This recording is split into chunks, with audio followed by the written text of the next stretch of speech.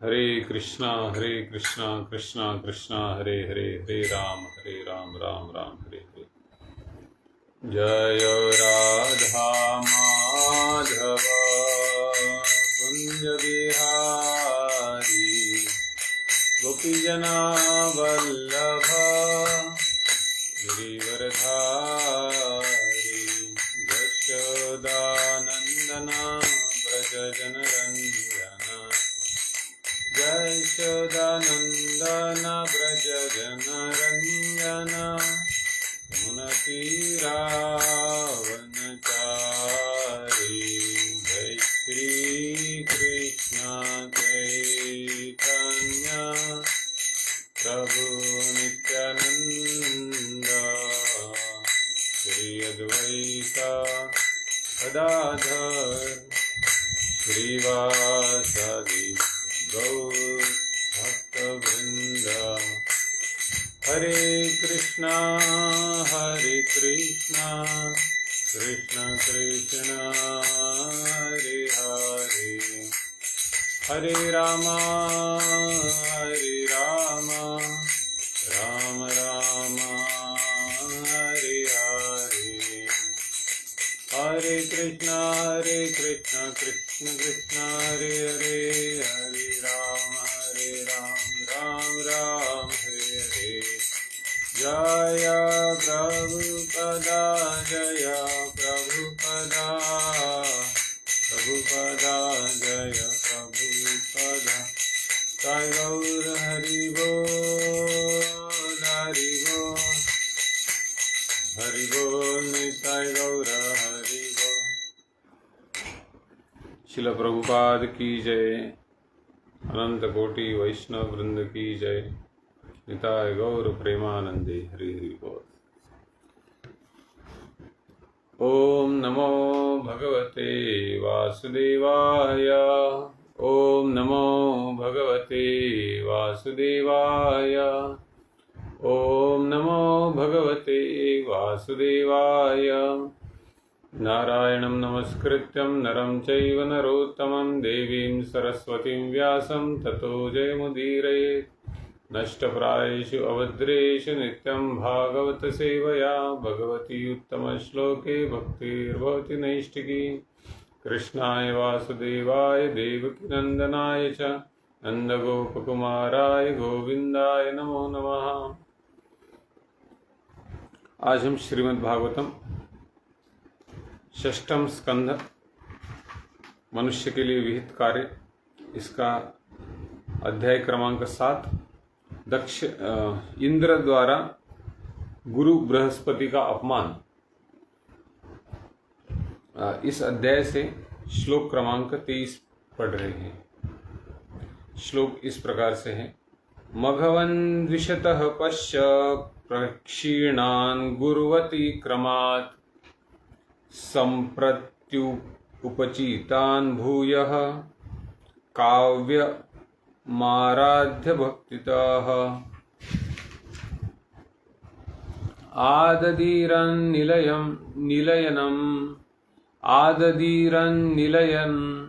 निलयनं ममापि भृगुदेवताः।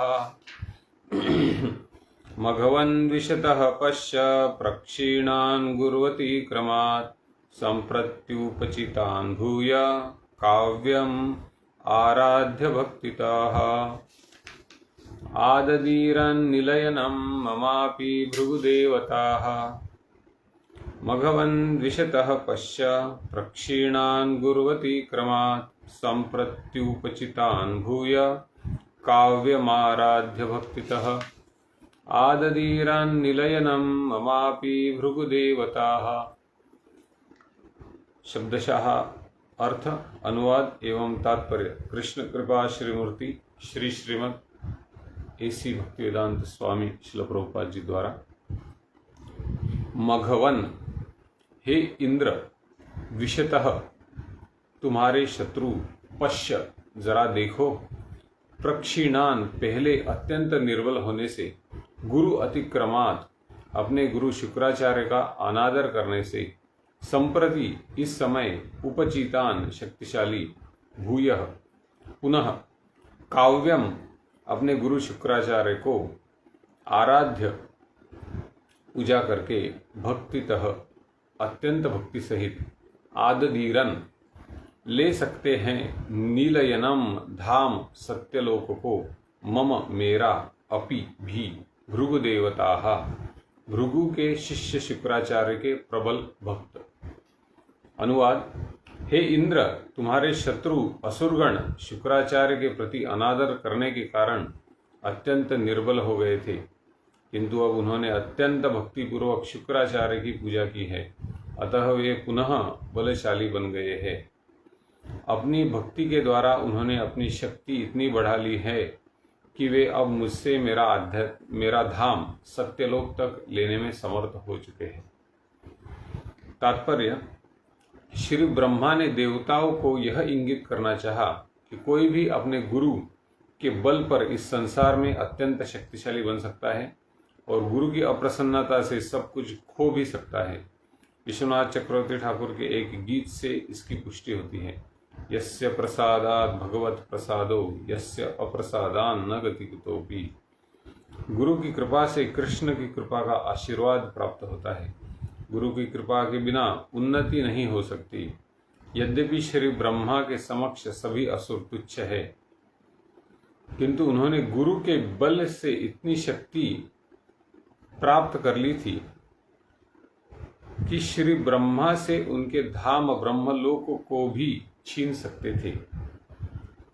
यद्यपि श्री ब्रह्मा के समक्ष सभी असुर तुच्छ है, किंतु उन्होंने गुरु के बल से इतनी शक्ति प्राप्त कर ली थी कि श्री ब्रह्मा से उनके धाम ब्रह्मलोक को भी छीन सकते थे। अतः हम गुरु से प्रार्थना करते हैं, मुकम करोति वाचालम पंगुम लंघयति गिरिम यत्कृपा तमहम वंदे श्री गुरुम दीनतारिणम। गुरु की कृपा से गूंगा भी महान वक्ता बन सकता है और पंगु व्यक्ति पर्वत लांघ सकता है।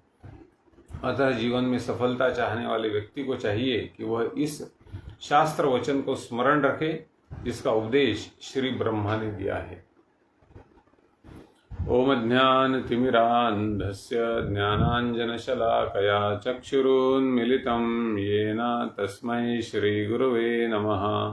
नमो विष्णुपादाय कृष्णप्रेष्ठाय भूतले श्रीमते भक्तिवेदांत स्वामिनिति नामिने।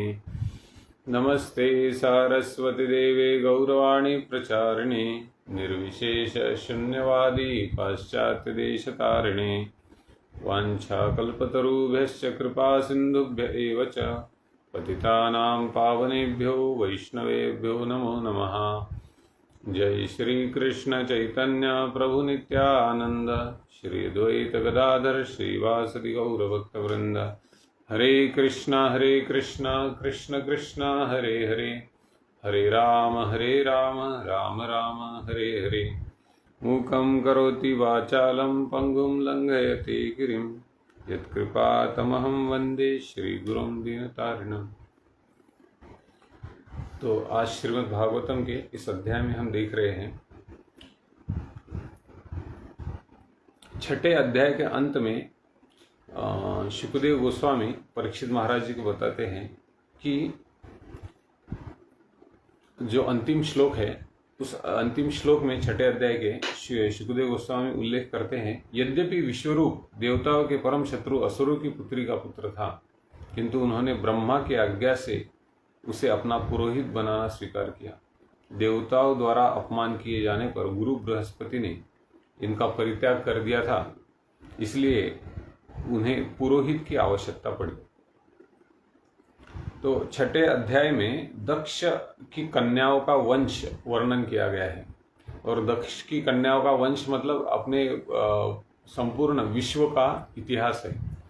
कौन सा जीव कैसे प्रकट हुआ, सबसे प्रथम बार इस सृष्टि में प्रजापति दक्ष की कन्याओं के द्वारा, इसका संपूर्ण विस्तृत वर्णन है। और उसमें दक्ष प्रजापति अपनी कन्याओं को सुपुर्द करते हैं अलग अलग प्रजापतियों को पत्नी के रूप में, और उसमें से एक प्रजापति थे कश्यप, कश्यप की एक पत्नी थी अदिति, दूसरी थी दीति। तो अदिति से आदित्य प्रकट हुए, दीति से और दानु से दैत्य और देवता प्रकट हुए, दैत्य और दानव प्रकट हुए। तो आदित्य के वंश से जो आदित्य आए थे उनमें एक थे त्वष्ट, और दीति के वंश से जो उनकी पत्नी थी वो असुर और सुर, देवता और असुर इनके संयोग से जो पुत्र उत्पन्न हुआ था उसका नाम था विश्वरूप। और विश्वरूप की माता एक असुर कुल से थी और उनके पिता देव कुल से थे, मतलब आदित्यों में से एक थे त्वष्ट। तो यहाँ पर सुखदेव गोस्वामी बोलते हैं कि विश्वरूप को इंद्र ने अपने पुरोहित के रूप में स्वीकारा, क्योंकि उन्होंने अपने गुरु बृहस्पति का अपमान किया इंद्र ने, तो उन्हें एक पुरोहित की आवश्यकता पड़ी। तो ब्रह्मा जी के कहने पर यहाँ पर इंद्र विश्वरूप को अपने गुरु पुरोहित के रूप में स्वीकारते हैं। तो यह पार्श्वभूमि है ये 7वां अध्याय शुरू होने के पहले। तब परीक्षित महाराज जी ने प्रश्न पूछा था सुखदेव गोस्वामी से कि ऐसा क्या हो गया कि देवताओं के गुरु बृहस्पति देवताओं का परित्याग कर के चले गए। देवता तो उनके ही शिष्य थे, तो देवताओं ने अपने गुरु का ऐसा कौन सा बड़ा अपराध कर दिया। और इस घटना का वर्णन करते हैं सुखदेव गोस्वामी। तो इस घटना का वर्णन करते हुए वो बोलते हैं कि एक बार जो इंद्र अपने सभा में विराजमान थे, तीनों लोगों का ऐश्वर्य उनके चरणों में है। सब जो प्रमुख जीव है इस विश्व में, उसमें से अलग अलग आदित्य है, वसु है, फिर रुद्र है, मरुत है, ऋभु है, विश्वदेव, साध्य, अश्विनी कुमार, सिद्धचारण, गंधर्व, यक्ष, अप्सरा, किन्नर, पतंग, उरग, सांप, अलग अलग प्रकार के सब उनकी सेवा में रत है। और वहाँ पर इंद्र अप्सराओं का नृत्य देख रहे हैं। और उसी समय जब उनके गुरु बृहस्पति उस सभा में प्रवेश करते हैं तो इंद्र के आचरण में एक त्रुटि रह जाती है। वो अपने गुरु का सम्मान नहीं करते। जब उनके गुरु प्रवेश करते हैं देव सभा में, इंद्र सभा में, तो इंद्र उनको समुचित आदर प्रदान नहीं करते, उनके स्वागत में खड़े नहीं रहते, उनको आसन प्रदान नहीं करते हैं। और उस समय बृहस्पति, ये तो देवताओं के गुरु है, तो वो जानते हैं कि इसका परिणाम क्या होने वाला है। इस शिष्टाचार का जो उल्लंघन इंद्र ने किया, उसका परिणाम बृहस्पति समझ जाते हैं। और उनको समझता है कि इंद्र मद से फूल गया है, गर्व से फूल गया है, और उनका ही शिष्य है इंद्र, इसलिए वो शाप देना नहीं चाहते इंद्र को, चुपचाप वहां से निकल जाते हैं। और तभी इंद्र तो स्वर्ग के राजा है, देवताओं के अधिपति है, तो उनको थोड़ा समझ जाता है कि अरे मेरे हाथ से बड़ी भूल हो गई, बड़ा ही अपराध हो गया। ये तो अपने गुरु का अनादर किया मैंने। और उस सभा में समस्त सभासदों के समक्ष इंद्र अपनी खुद की ही भर्त्सना करते हैं। वो बोलते हैं कि मैं कितना मंद बुद्धि हूँ, भौतिक ऐश्वर्य के मद वश में मैंने क्या किया, मैंने अपने गुरु का सत्कार नहीं किया। और उनको ये भी समझ जाता है कि इसका परिणाम तो बुरा होने वाला है। वो प्रायश्चित पश्चाताप व्यक्त करते बोलते हैं कि मैं तो सत्वगुणी देवताओं का राजा हूँ, लेकिन थोड़ा सा ऐश्वर्य से गर्व अहंकार कैसे आ गया मेरे अंदर। और तो ये ऐश्वर्य अगर पतन का कारण बनता है तो क्यों स्वीकार करना चाहिए यह ऐश्वर्य, ऐसे ऐश्वर्य का धिक्कार है। और इस प्रकार से जब इंद्र अपने विचार व्यक्त कर रहे थे तो बृहस्पति तो समझ जाते हैं कि इंद्र को इस प्रकार से पश्चाताप हो रहा है, तो बृहस्पति वहां से अदृश्य हो जाते हैं। और बृहस्पति जब अदृश्य हो जाते हैं, इंद्र सोचता है कि अभी मैं मेरे गुरु के सामने जाके साष्टांग प्रणाम करूंगा, उनकी क्षमा याचना करूंगा, उनके चरणों में मेरा शीश झुकाऊंगा और मैं उनकी प्रसन्नता के लिए जो भी उनकी सेवा है वो करने का प्रण करूंगा, प्रयास करूंगा।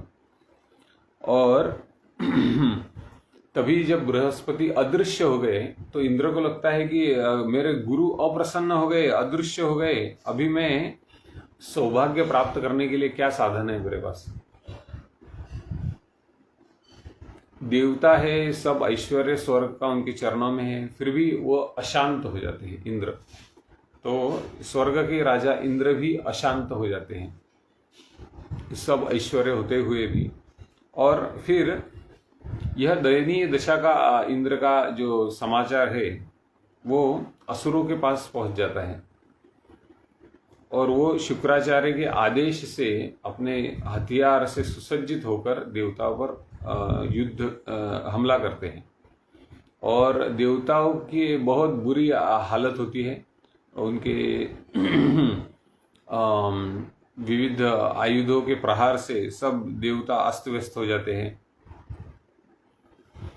तब इंद्र और सब देवता ब्रह्मदेव की शरण में जाते हैं और उन्हें याचना करते हैं कि हमें आप मार्गदर्शन करिए। और तभी ब्रह्मदेव कहते हैं, यह श्लोक जो आज हम पढ़ रहे हैं उनको बहुत करुणा आती है देवताओं के प्रति और उन्हें वो साहस दिलाते हैं और बोलते हैं कि देखो, ब्रह्मदेव कह रहे हैं, हे श्रेष्ठ देवताओं, अभी आज के श्लोक पर आ रहे हैं हम। 21वें श्लोक में ब्रह्मदेव कहते हैं कि तुमने ऐश्वर्य के मद के कारण अपने गुरु बृहस्पति का सत्कार नहीं किया। वो तो परब्रह्म ज्ञाता है, इंद्रियों को वशीभूत करने वाले हैं, अतः वह ब्राह्मणों में श्रेष्ठ है। और तुम्हारे हाथ से दुर्व्यवहार हुआ, ये बहुत ही आश्चर्यजनक बात है। हे देवों, तुम्हारा पराजय का, असुरों से जो पराजय हुआ है उसका कारण ही वही है कि तुमने अपने गुरु के प्रति दुराचरण किया है। और असुर तो अत्यंत दुर्बल थे, परंतु उन्होंने तो आप सभी को पराजित कर दिया है। और तुम इतने ऐश्वर्यशाली हो, शस्त्र विद्या से पूरा संपन्न हो, फिर तुम कैसे पराजित हो सकते हो। तो आज के श्लोक में ब्रह्मदेव उसका कारण बता रहे हैं। बोलते हैं, हे इंद्र, पहले असुरों ने उनके गुरु शुक्राचार्य का अपमान किया था और उसके कारण उनकी शक्तियां कम हो गई थी, परंतु उन्होंने अभी बहुत ही सेवा भाव से भक्तिपूर्वक शुक्राचार्य की पूजा की है और इस कारण से असुर बहुत बलशाली बन गए हैं। और ब्रह्मदेव कहते हैं कि वो इतने शक्तिशाली हो गए हैं कि मेरा जो लोक है, सत्यलोक, ब्रह्मलोक, वह सत्यलोक भी वह मुझसे छीन सकते हैं, इतनी शक्ति उनके पास है आज। और ब्रह्मदेव इसमें जो कारण बता रहे हैं असुरों के विजय का, उसमें गुरु की महत्ता बताई गई है। तो हम हर रोज जो गुरु अष्टकम गाते हैं उसमें कहते हैं, यस्य प्रसादात् भगवत प्रसादो यस्य अप्रसादान् न गति कुतो। तो यह गुरु तत्व की जो महत्ता है वह प्रकट की गई है। और श्री चैतन्य चरितामृत हम जब पढ़ते हैं तब भगवान कृष्ण का प्राकट्य 5 रूपों में होता है। उसमें एक है, वंदे गुरुन ईश भक्तान ईशम ईशावतारक तत्प्रकाश तत्शक्ति कृष्ण चैतन्य संज्ञकम। तो भगवान श्री कृष्ण चैतन्य, भगवान श्री कृष्ण इन रूपों में प्रकट होते हैं। इसलिए जो लेखक है चैतन्य चरितामृत के, वो इन भगवान कृष्ण के विविध स्वरूपों को प्रणाम करते हैं, वंदे गुरुन। तो उसमें से एक स्वरूप है गुरु, गुरु तत्व कहलाते हैं। तो हमारे आध्यात्मिक जीवन में 3 प्रकार से हम गुरुओं को जानते हैं। एक होते हैं शिक्षा देने वाले गुरु, जिनको शिक्षा गुरु कहा जाता है। दूसरे होते हैं जो हमें मंत्र, दीक्षा मंत्र देते हैं, जिन्हें दीक्षा गुरु कहते हैं। और तीसरे एक गुरु होते हैं जिन्हें चैत्य गुरु कहा जाता है, जो भगवान अपने हृदय में परमात्मा स्वरूप में विद्यमान रहते हैं। और इनका साक्षात्कार हमें शिक्षा गुरु और दीक्षा गुरु के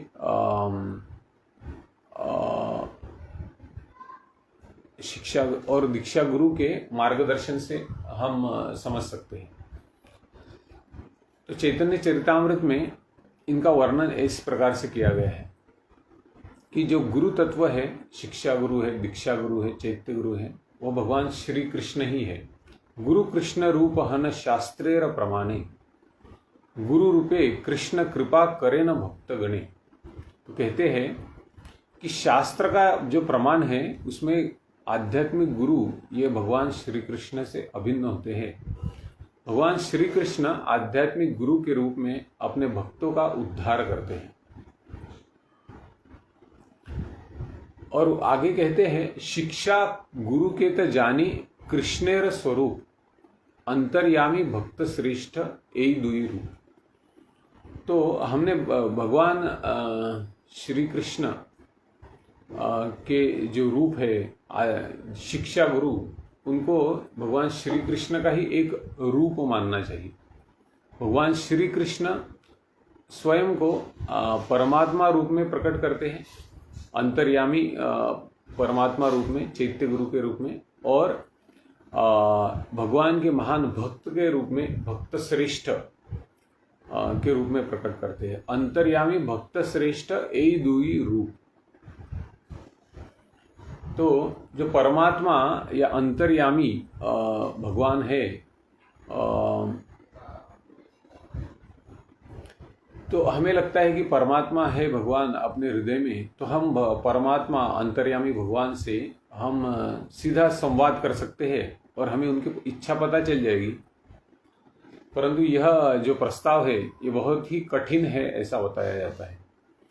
कभी कभी भगवान हमसे संवाद करेंगे भी, परंतु यह बहुत ही दुर्लभ है।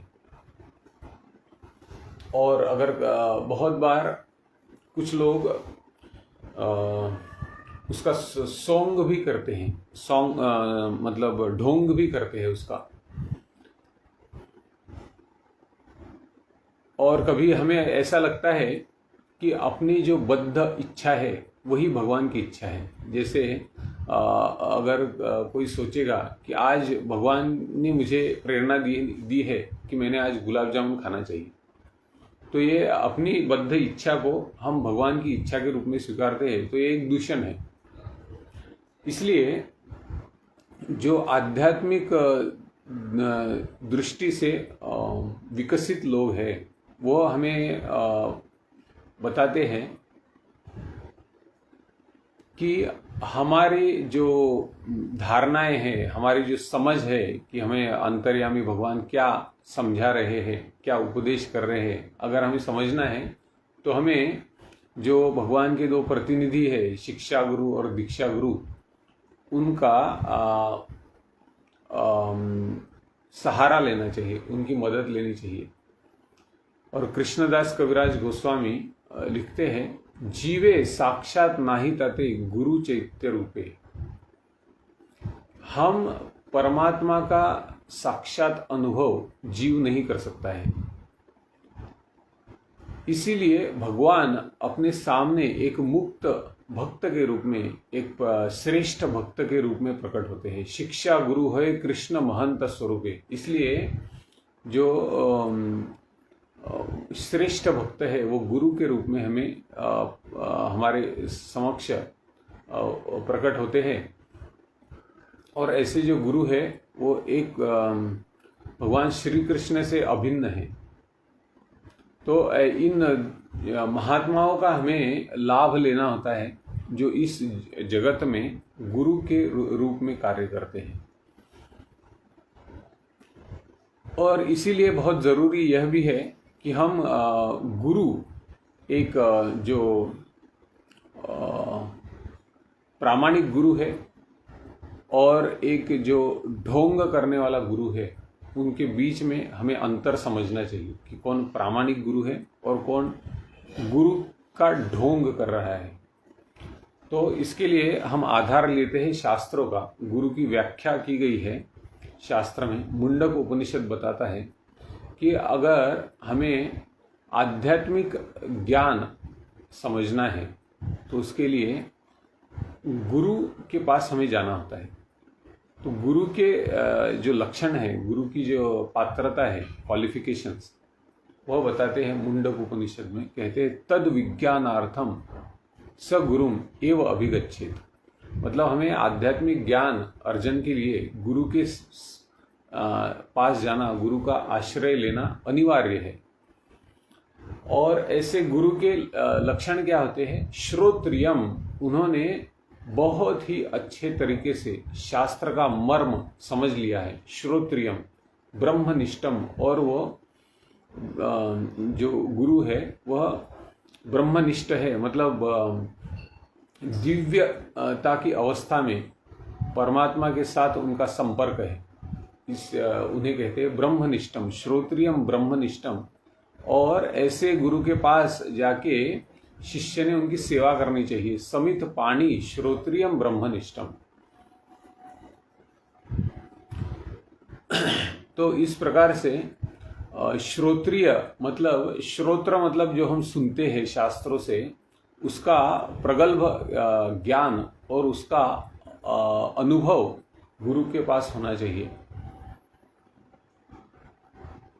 और ज्ञान और अनुभव तो होना ही चाहिए। और उसके साथ बहुत एक ज़रूरी और बात आती है, वह है गुरु एक प्रामाणिक गुरु शिष्य परंपरा में जो शास्त्र पद्म पुराण में वर्णित 4 संप्रदाय है, ब्रह्म संप्रदाय, श्री संप्रदाय, रुद्र संप्रदाय, कुमार संप्रदाय। इन 4 संप्रदायों में से एक संप्रदाय में उसने अधिकृत रूप से आश्रय ग्रहण किया हुआ होना चाहिए। तो ये जो 4 संप्रदाय है, उनके प्रमुख जो आचार्य है, श्री संप्रदाय के हुए हैं रामानुजाचार्य, फिर ब्रह्म संप्रदाय के हुए हैं मध्वाचार्य, फिर विष्णु स्वामी हुए हैं रुद्र संप्रदाय के, निम्बार्क आचार्य हुए हैं कुमार संप्रदाय के। तो और ऐसे गुरु जो होते हैं वो ब्रह्मनिष्ठ होने चाहिए, मतलब परमात्मा के साथ, भगवान के साथ साक्षात संपर्क में होनी चाहिए। सतत वो भगवान की सेवा में मग्न होनी चाहिए। तो इस प्रकार से इस गुरु ने जो पूर्ववत आचार्यगण है, पूर्ववत गुरुवर्ग है, उन्होंने जो मार्ग दिखलाया है, आध्यात्मिक मार्ग, उस मार्ग का अनुसरण शास्त्र के आधार पर किया हुआ होना चाहिए। और इस प्रकार से हम जब समझेंगे तब हम कौन वास्तविक गुरु है यह हम जान सकते, परख सकते हैं। तो गुरु का जो मुख्य विषय होता है गुरु के शिक्षाओं का, वो होता है वो भगवान श्री कृष्ण से हमारा संबंध जोड़ता है। और उसका संबंध केवल आध्यात्मिक जो विषय वस्तु है उसी से होता है। दूसरा कोई भी गुरु का जो हेतु है शिष्य के साथ संबंध रखने में, वो दूसरा कोई हेतु नहीं होता है।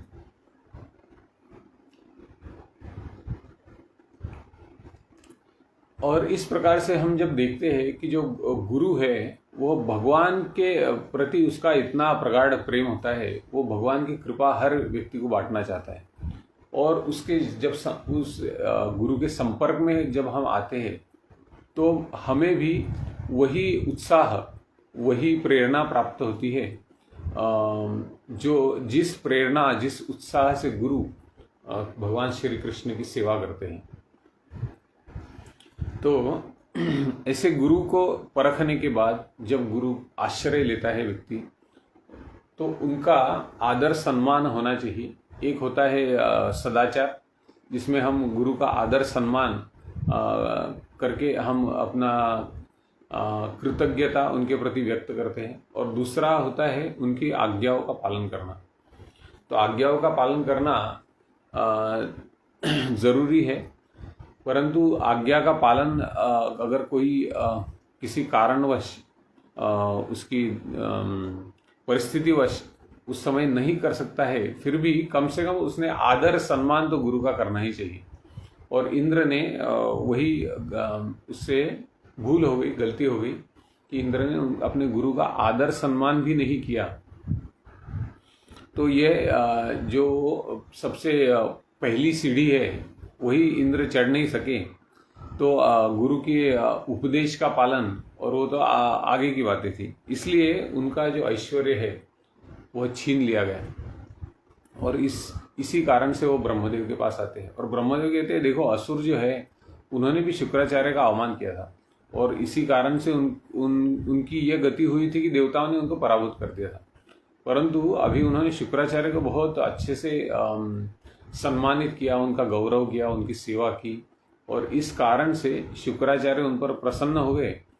और अभी प्रभाव तो देखिए कि ब्रह्मदेव जो सब जीवों के पितामह कहलाते हैं इस जगत में, प्रजापति दक्ष के भी वो स्रोत है, सभी जीव जंतु ब्रह्मदेव से ही प्रकट होते हैं, फिर भी सब देवता, शुक्राचार्य भी उनसे ही प्रकट हुए हैं अंत में, फिर भी देवता असुरगण इतने प्रभावशाली हो गए कि आज वो ब्रह्मदेव का भी पद जो है, ब्रह्मदेव का जो लोक है सत्यलोक, उसे भी अपनी शक्ति के बल पर प्राप्त कर सकते हैं। ये है गुरु को प्रसन्न करने का परिणाम। इतना सामर्थ्य है गुरु की प्रसन्नता में। और यही श्रील प्रभुपाद जी बता रहे हैं कि गुरु की कृपा से गूंगा भी महान वक्ता बन सकता है, और पंगु व्यक्ति पर्वत लांघ सकता है। अतः जीवन में सफलता चाहने वाले व्यक्ति को चाहिए कि वह इस शास्त्र वचन को स्मरण रखे, जिसका उपदेश श्री ब्रह्मा ने दिया है।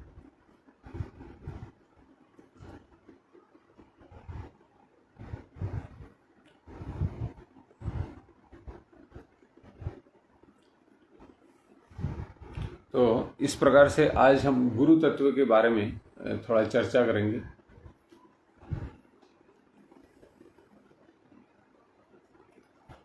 तो आचार्य, गुरु को आचार्य कहा जाता है।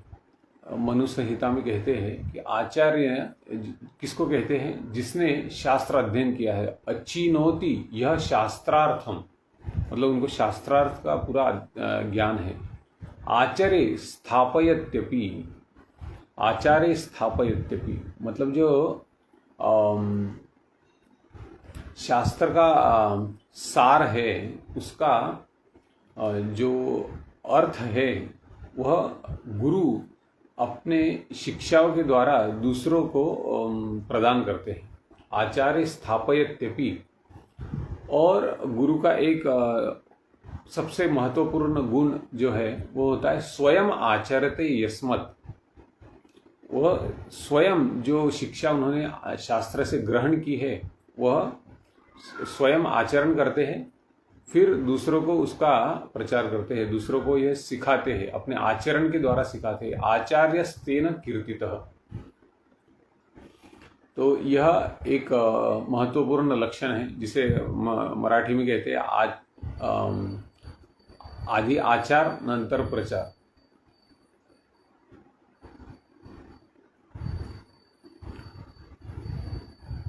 परंतु हम आज के जगत में देखते हैं दुर्भाग्यवश कि इस जगत में कुछ लोग अपने आप को आज गुरु के रूप में प्रस्तुत करते हैं, लेकिन भगवान श्री कृष्ण की जो सेवा शास्त्रों में बताई गई है उसका वह प्रचार दूसरों को नहीं करते और खुद भी उसका आचरण नहीं करते। तो सर्वसाधारण समाज में जो धर्म आचरण का जो प्रमुख उद्देश्य है वो आज दिखता नहीं है। और कुछ लोग तो मतलब बहुत ही विख्यात परंपराओं से जुड़े होते हैं, वैदिक शास्त्रों का ज्ञान भी होता है उन्हें, बड़े बड़े वो अपने मठ भी बनाएंगे, परंतु वह शास्त्र का आचरण करते हैं, शास्त्रों के जो विधि विधान है उसका आचरण करते हैं, उससे भौतिक लाभ प्राप्त करने के लिए, भक्ति के नाम पर भौतिक लाभ प्राप्त करने के लिए लोग इस प्रकार से संस्थाएं चलाते हैं और फिर उसके कारण समाज में अधोगति होती है। इसलिए श्रील भक्तिविनोद ठाकुर कहते हैं जो जड़ विद्या है, जड़ विद्या जत मायार वैभव तुम्हारे भजने बाधा। तो जो बहुत ही जड़ विद्या के पीछे लगता है व्यक्ति, भौतिक ज्ञान के पीछे, वो एक माया का वैभव है। माया मतलब जो भगवान कृष्ण से हमें दूर करती है उसे माया कहते हैं। तो ये जो जड़ विद्या है यह जीव को भगवान से दूर करती है, भगवान के भजन में बाधा उत्पन्न करती है। कुंती महारानी भी कहती है कि जो चार प्रकार की बाधाएं हैं जीव के भगवान श्री कृष्ण के शरण में जाने में जो बाधा बनती है, जन्म, ऐश्वर्य, श्रुत, श्रीवीर। उच्च कुल में जन्म, ऐश्वर्य मतलब बहुत ही धन संपन्न होना, जैसा इंद्र के पास पूरा ऐश्वर्य था, इसलिए इंद्र अपने आप को कोसते भी है कि ऐसे ऐश्वर्य का क्या लाभ जिससे मैं अपने गुरु का मान नहीं कर सकता। श्रुत मतलब बहुत पढ़ा लिखा आदमी, भौतिक ज्ञान प्राप्त किया है उसने, बहुत सारी डिग्रियां है, बहुत सारी उपाधियां है। और श्री जन्म, ऐश्वर्य, श्रुत, श्रीवीर, सौंदर्य, ये चार प्रकार के लोग जो सुंदर है, बहुत ही ज्ञानवान है, भौतिक विद्या में निपुण है, वो उच्च कुल में जिसका जन्म हुआ है, वो भगवान श्री कृष्ण की शरण में नहीं जा सकते हैं। और इसका परिणाम क्या होता है? मोह जन्मिया, इससे मोह ही उत्पन्न होता है। संसार के लिए जो अनित्य संसार है उसके लिए मोह उत्पन्न होता है और उसके कारण जो मनुष्य है वो एक गधा बन जाता है।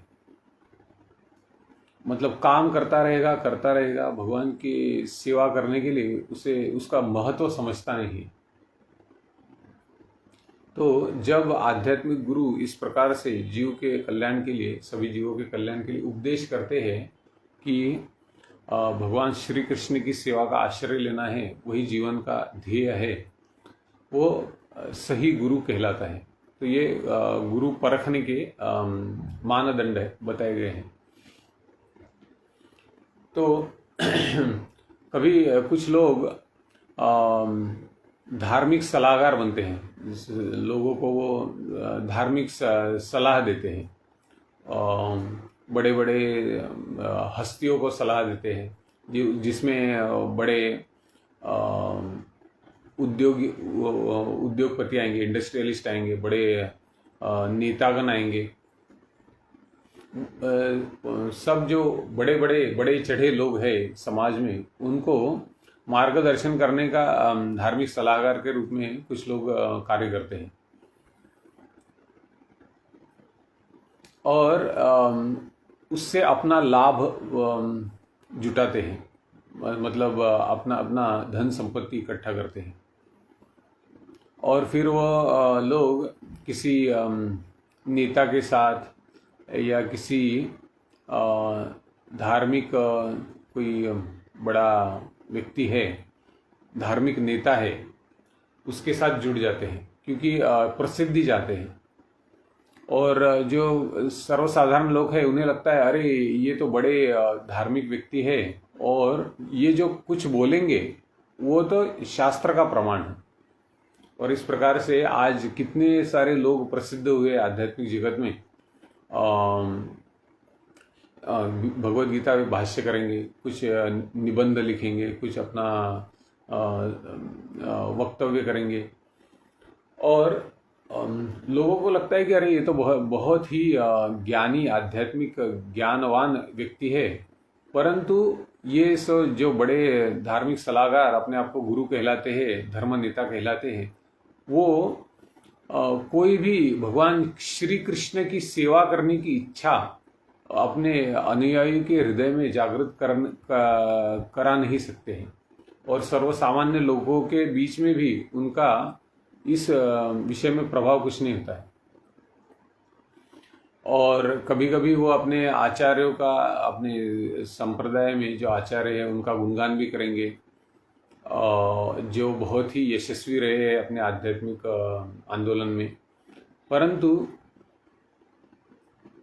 फिर कहेंगे कि अगर एक विशिष्ट कुल में ही जन्म हुआ है गुरु का, तो ही वह गुरु बन सकता है। किसी संत का जन्म समझिए उच्च कुल में ही हुआ है तो ही वह गुरु कहलाता है।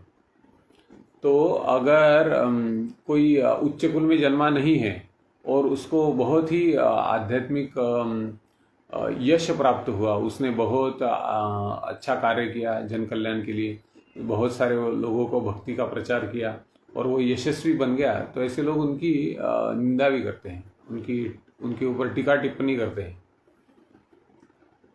बोलते हैं कि इसे श्रील प्रभुपाद कास्ट गोस्वामी कहते थे, और श्रील भक्ति सिद्धांत सरस्वती ठाकुर ने भी इसका कड़ा विरोध किया था, कड़ा खंडन किया था।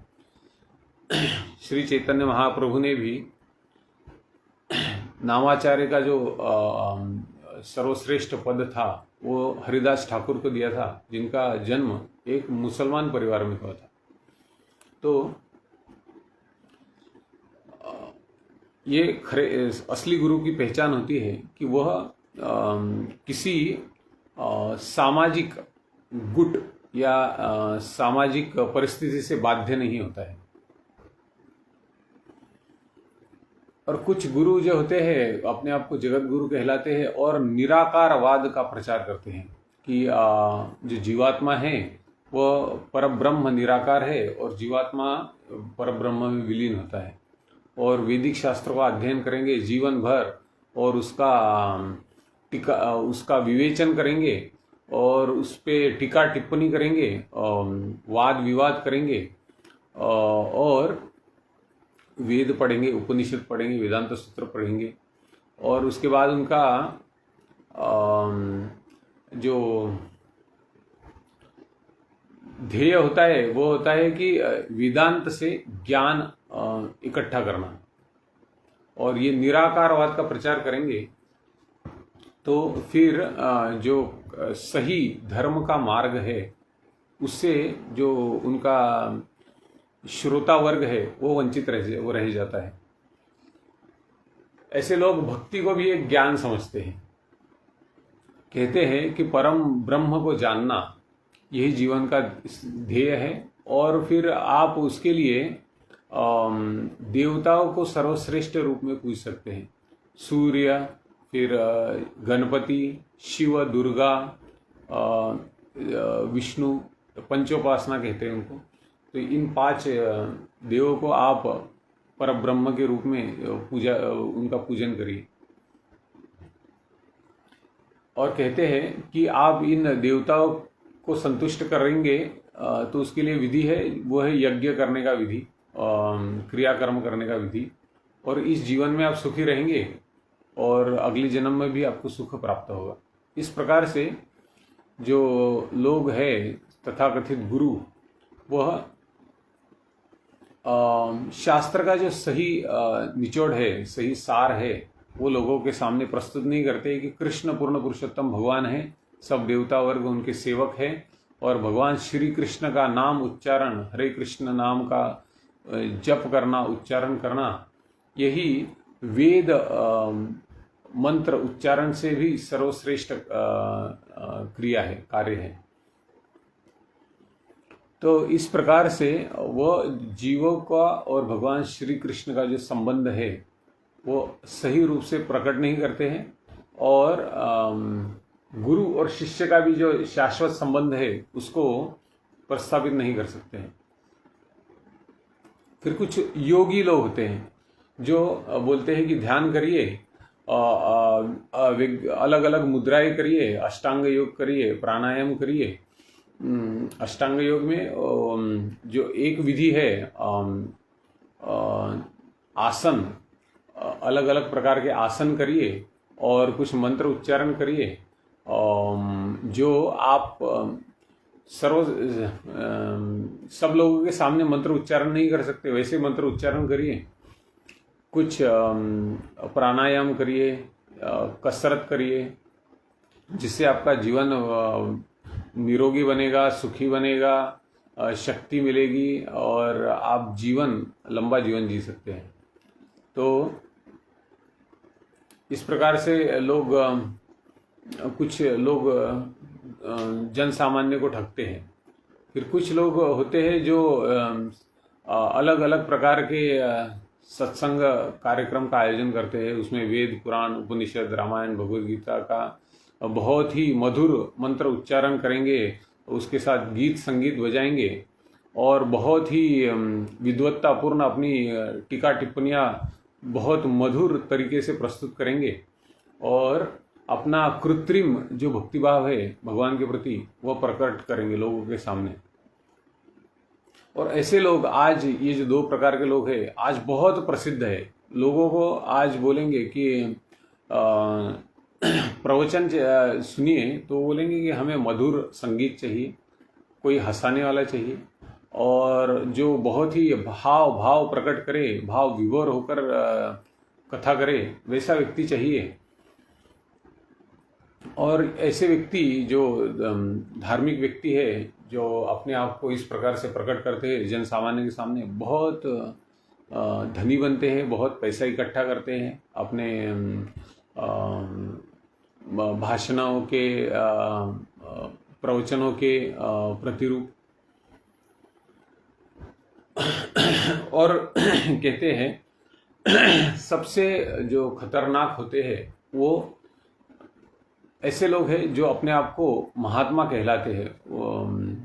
गॉड मैन बोलते हैं उसको अंग्रेजी में, गॉड मैन। तो हम गॉड मैन बहुत आए हैं भारत में, हमने पिछले 10-20 सालों में देखे कितने गॉड मैन हैं।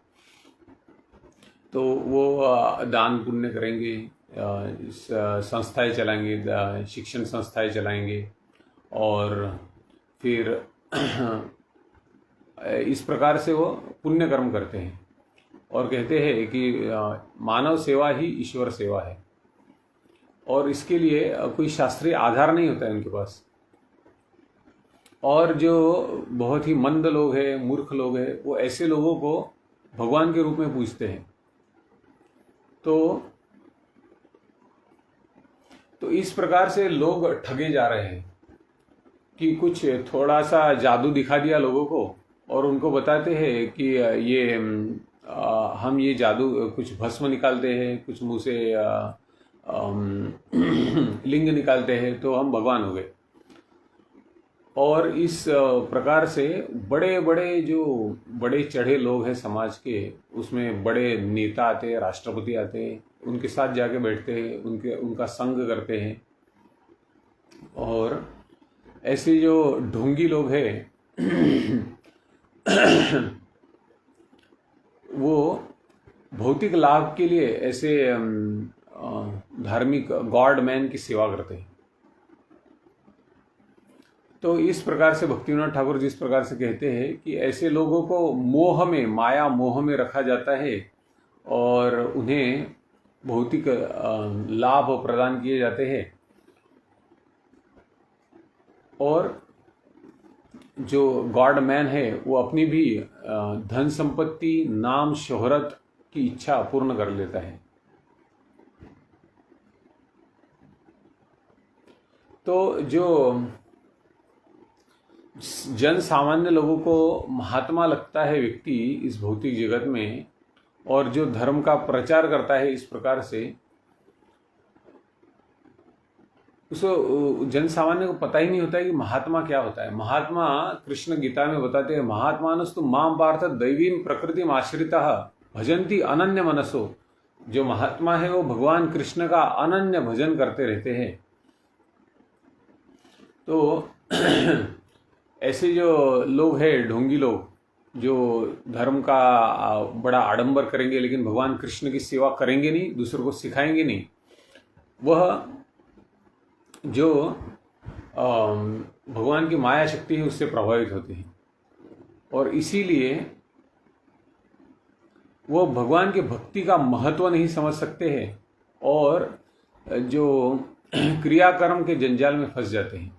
वेदों में ऋग यजुर साम वेद में जो मंत्र है उससे विमोहित हो जाते हैं ऐसे जो तथाकथित महात्मा हैं,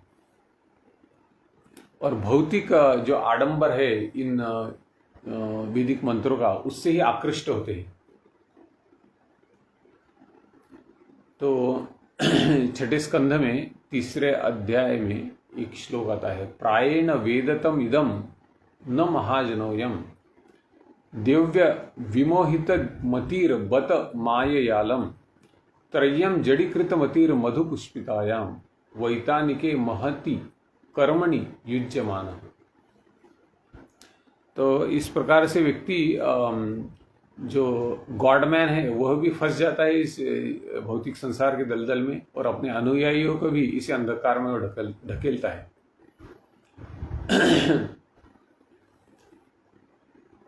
तो व्यक्ति को कुछ जीवात्मा को, हर व्यक्ति को कुछ इच्छा आकांक्षा होती है, और इस इच्छा आकांक्षा पूर्ति के लिए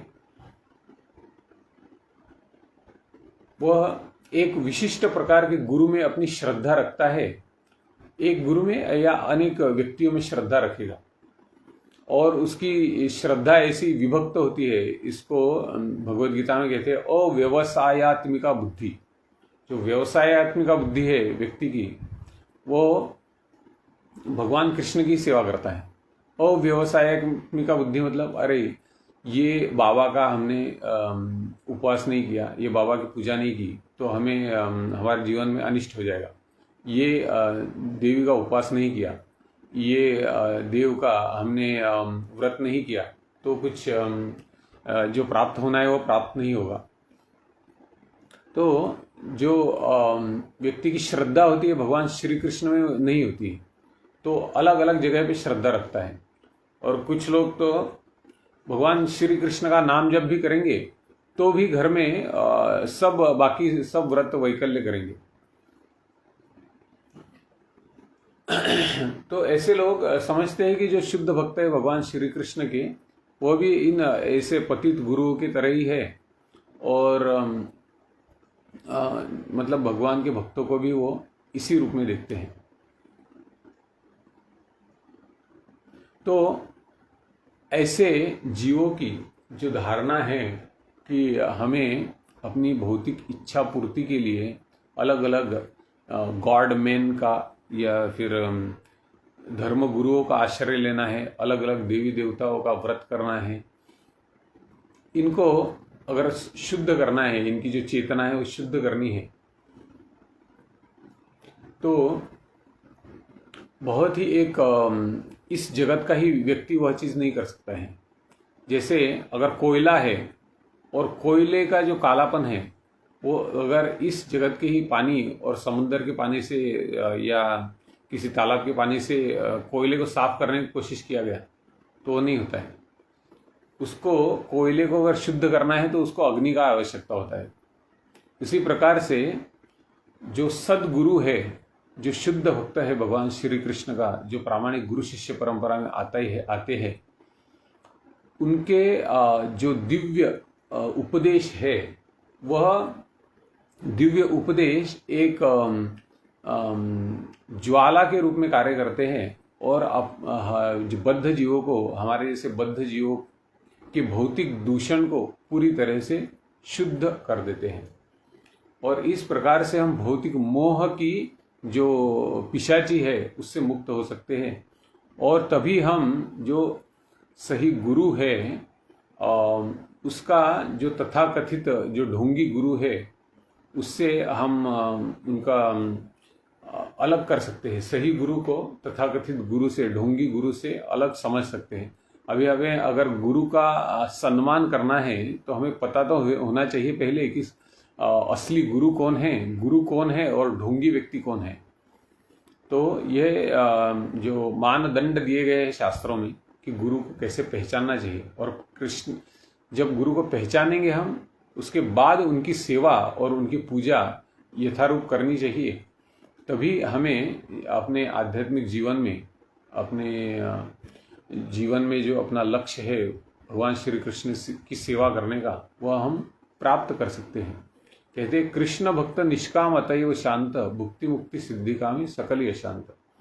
तो और एक मानदंड है जो प्रामाणिक गुरु है उनका, जो भगवान श्री कृष्ण का भक्त है वो कभी भी विचलित नहीं होता है। बाकी सभी भुक्तिकामी मतलब भोग करने की इच्छा वाले, मुक्तिकामी जो मुक्ति प्राप्त करने की इच्छा करते हैं, सिद्धिकामी मतलब जो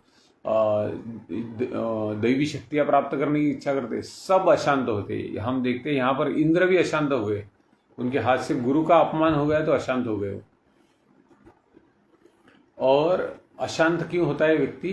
क्योंकि उसकी जो इच्छा है, स्वार्थी इच्छा जिसे काम इच्छा कहते हैं, वो पूरी नहीं होती है, तब वह अशांत होता है। तो हमें ऐसे गुरु का आश्रय लेना चाहिए, प्रामाणिक गुरु जो आध्यात्मिक गुरु के रूप में प्रकट होते हैं, जो वैष्णव है। तो वैष्णव संप्रदाय में अब जो गौड़ीय संप्रदाय है, ब्रह्मदेव से आ रहे वो गुरु शिष्य परंपरा का एक श्रेणी है, और इस गुरु शिष्य परंपरा में ब्रह्म मध्व गौड़ीय गुरु शिष्य परंपरा में अंतर्राष्ट्रीय कृष्ण भावनामृत संघ के जो संस्थापक आचार्य है श्रील प्रभुपाद, वो जुड़े हुए हैं। तो ऐसे गुरु का जो उपदेश है वो शास्त्र के उपदेश से अभिन्न होता है। और गुरु का उपदेश क्या होता है? मनुष्य जीवन का जो सर्वोच्च लाभ है वो क्या है? गुरु बताते हैं, एतावान एव लोकेस्मिन् पुंसम धर्म परस्मृत भक्ति योगो भगवती तन्नाम ग्रहणादिभि। भगवान श्री कृष्ण की भक्तिमय सेवा करनी चाहिए और उनके नामों का प्रेम से उच्चारण करने का प्रयास करना चाहिए। तो शास्त्र में कहते हैं कि हरि नाम जो है वो इस संसार की जो मोह माया शक्ति है उसके दूषणों को दूर करने के लिए इस कलयुग में प्रकट हुआ है। ये शास्त्र का विधान है। और इसीलिए कहते हैं कि कोई भी क्रियाकर्म करेंगे आप तो उसका लाभ अगर हरे कृष्ण महामंत्र का उच्चारण हो तो ही प्राप्त होता है। हरे कृष्ण कृष्ण कृष्ण हरे हरे, हरे राम राम राम हरे हरे। कहते हैं मंत्रतः तंत्रतः छिद्रम देश कालार्ह वस्तुतः सर्वम करोति निश्चिद्रम अनुसंकीर्तनम तव। हम इस जगत में कितने भी मंत्र उच्चारण का प्रयास कर ले, वेद मंत्र उच्चारण का प्रयास करें, कितने भी हम अलग अलग शास्त्र के विधि विधानों को पालन करने का प्रयास करें, और हम कितना भी मुहूर्त ढूंढकर योग्य शुभ समय पर कुछ कार्य करने का प्रयास करें, हम एक शुचिरभूत जगह ढूंढने का प्रयास करें पूजा करने के लिए, एक योग्य पुरोहित ढूंढने का प्रयास करें, सब जो सामग्री है उचित सामग्री शुद्ध रूप में सामग्री हम प्राप्त करने का प्रयास करें, परंतु इस युग में यह सब चीज़ों में त्रुटि आने ही वाली है। मंत्रतः तंत्रतः छिद्रम देश कालार्ह वस्तुतः।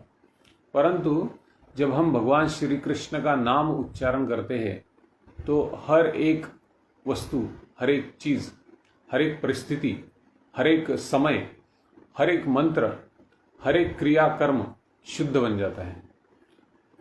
सर्वम करोति निश्चिद्रम अनुसंकीर्तनम तव। इसलिए श्रील प्रभुपाद जी कहते थे कि जब विग्रह सेवा होती है मंदिर में, इस्कॉन के मंदिरों में 6 बार विग्रह सेवा होती है, तभी हमेशा कीर्तन चलना चाहिए।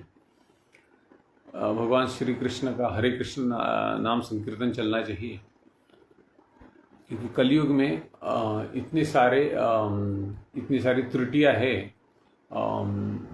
तो अगर उसका निराकरण करना है त्रुटियों का, और अपनी जो क्रिया कर्म है, जो भी सेवा है वो परिपूर्ण करनी है, तो भगवान श्री कृष्ण के नाम संकीर्तन से ही पूरी होती है। और भगवान श्री कृष्ण का नाम संकीर्तन वही व्यक्ति कर सकता है जो निरपराध भाव से नाम जप और साधना करने का प्रयास कर सके। और इसके लिए 10 नाम अपराध जो बताए जाते हैं पद्म पुराण से, उसमें एक नाम अपराध है गुरु की अवज्ञा करना, गुरु का अवमान करना, गुरु को एक सर्वसाधारण व्यक्ति के रूप में समझना। तो यहाँ पर एक चेतावनी है हम सब साधकों के लिए कि हम कैसे गुरु की सेवा और पूजा और उनके उपदेशों का स्मरण करके उनकी सेवा करने का प्रयास प्रामाणिक रूप से करना चाहिए, ताकि हम जो हमें लाभ प्राप्त है गुरु के उपदेशों के रूप में, गुरु आश्रय के रूप में, उसका सही रूप से हम सही रूप से उसका लाभ ले सके। ग्रंथराज श्रीमद् भागवतम की जय, श्रील प्रभुपाद की जय, अनंत कोटि वैष्णव वृंद की जय। हरे कृष्णा।